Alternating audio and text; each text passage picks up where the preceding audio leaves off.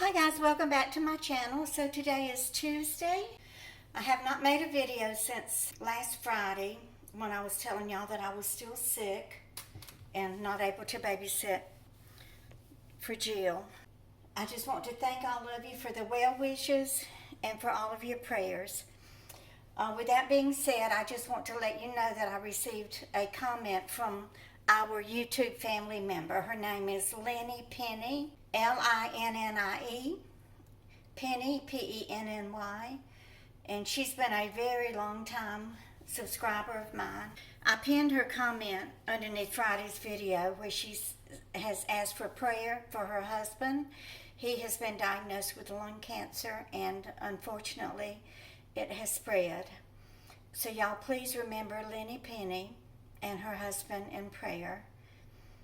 Thank you so much. So today I am making Brenda Gantt's cabbage casserole. Y'all, I would imagine this old southern casserole's been around for at least 100 years. I don't know. I'll have to do some research on it and see. But I saw it on her Facebook page, and then I also saw it in a YouTube video. So I went ahead and prepared everything so that y'all don't have to wait around and wait for me to chop and everything. So it calls for a head of cabbage, which I have already chopped and washed, and it's ready to go. And then the next ingredient is 2 chopped onions.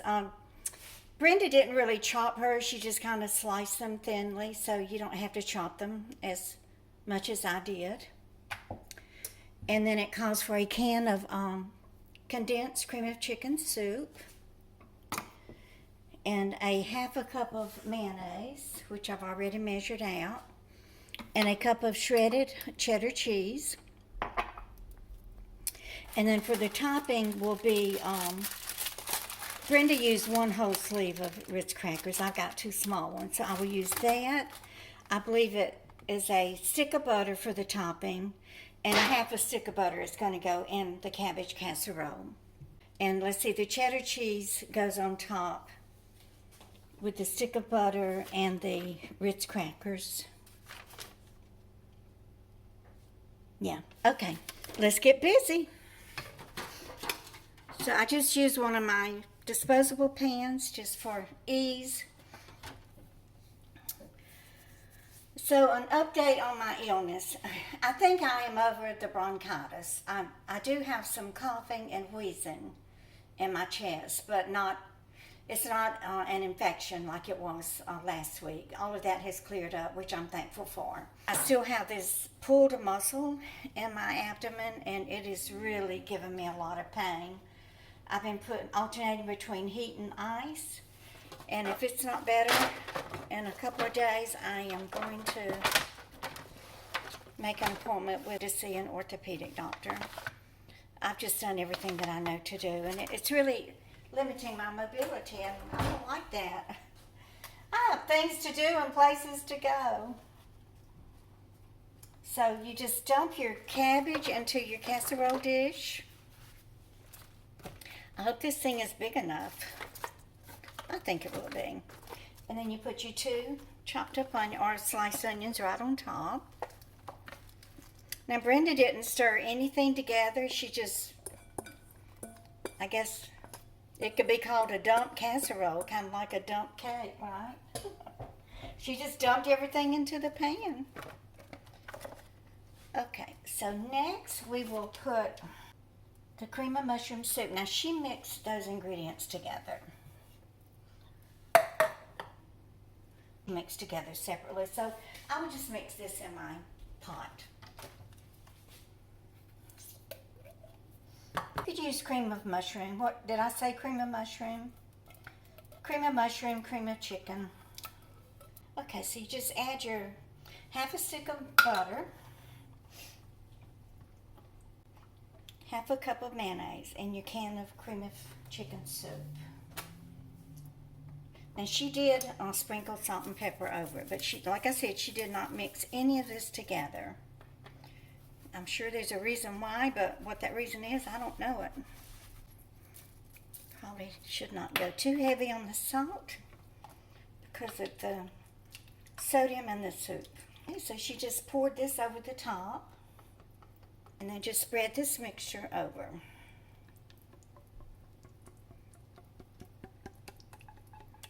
Hers didn't look as thick as mine does.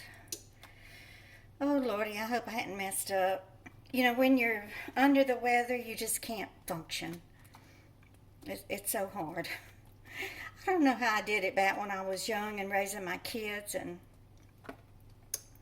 had to go to work whether I was sick or not, or had to take care of the kids and get them back and forth to school and go to their functions and do everything whether I was sick or not. But it just seems like as I've gotten older, it's not as easy to force my body to keep going when I don't feel good.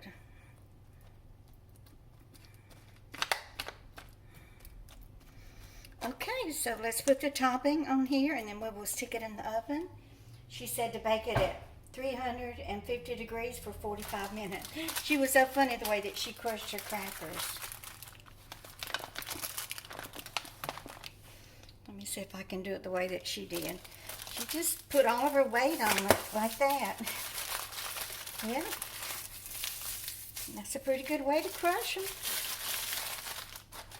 They feel crushed to me. Let's see, I can't remember if she mixed together. Yeah, she blended all of this stuff together too. Okay. So blend together. Let me melt this 1 stick of butter. I do not like melting butter in the microwave. It always blows up and makes the biggest mess. When I worked for Dr. Corruption and the Devil Wife, one time I would go in on Monday mornings and have to clean up. Monday was my day to clean the kitchen, and a thorough cleaning of the kitchen, which was huge. It was bigger than my apartment is. They had a big double-sided fireplace in the middle of it. So I go in there on Monday morning and I start cleaning, and they had lobster and they cooked them on the grill. They had one of these huge Viking commercial stoves that had a grill on it with it and everything. So it still had all of those little chunks and pieces of lobster all over the top of the grill. So I had to scrub and clean up that mess. Plus the stove was 6 or 8 burners. And they had company, so the kitchen was just a disaster. So y'all, I opened up the microwave to clean it, and it was covered in butter. They had melted the butter for the lobster and overheated it, and it had just exploded all over that microwave. Oh Lordy, y'all, I was in that kitchen at least 4 hours. That's something I will never do again. I can't even believe that I did it as many years as I did, nanny and housekeeping jobs. Okay, so put your crushed Ritz crackers, use whatever kind of crackers you want, and then your cup of shredded cheddar cheese, and then we will put our melted butter. Okay, I think that's melted enough. So we're going to blend all of this together.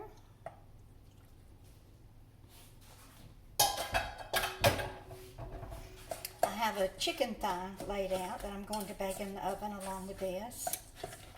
And that will be my dinner for tonight. I didn't blend it together. I didn't put this together exactly the way that Brenda Gantt did. I don't always follow people's recipes to the T. I believe she poured her butter over the casserole instead of mixing it in with the mayonnaise. But y'all just make it however you want to. It's still going to be delicious, right?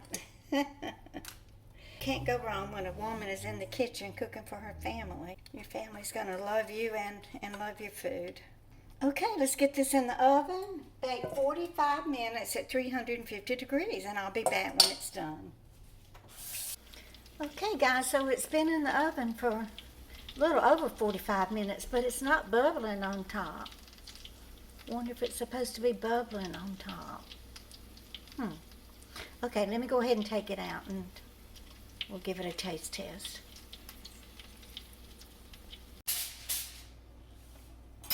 Y'all, I just don't, it ain't done. Did I misread it or something? Look, that cabbage is just about, it ain't done. Y'all don't follow my recipe. I'll put Brenda's recipe in the description and leave a link to her video. Okay, it's going back in the oven for a half an hour. Okay, this is it. I don't know what I did wrong. It's just not cooked. Y'all, I've been cooking this darn thing nearly 2 hours.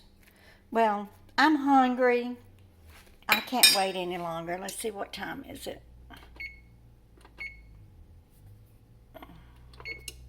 It's 6:20. It's past dinner time. Okay, I'm going to go ahead and eat it. I don't know what I did wrong, but I did something wrong.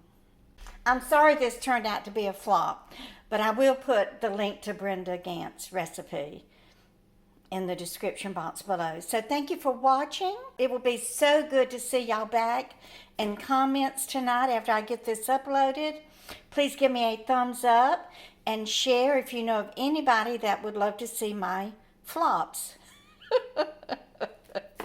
And if you're new here, I would love for you to subscribe to the channel. And y'all just keep on coming back.